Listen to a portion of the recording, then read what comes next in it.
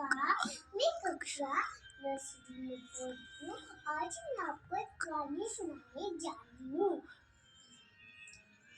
एक लोमड़ी भूखी प्यासी चली ढूंढने खाना, लेकिन उसको मिल ना पाया।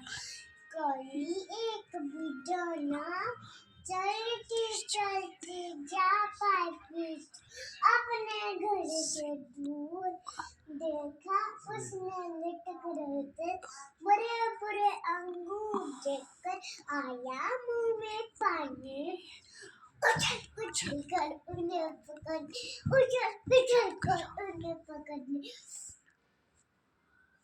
लगी लोमड़ी रानी, पर वो उनको पकड़ ना पाई। हॉकी चक्कर दूर जाते जाते बोली, कितने खट्टे अंगूर हैं। धन्यवाद।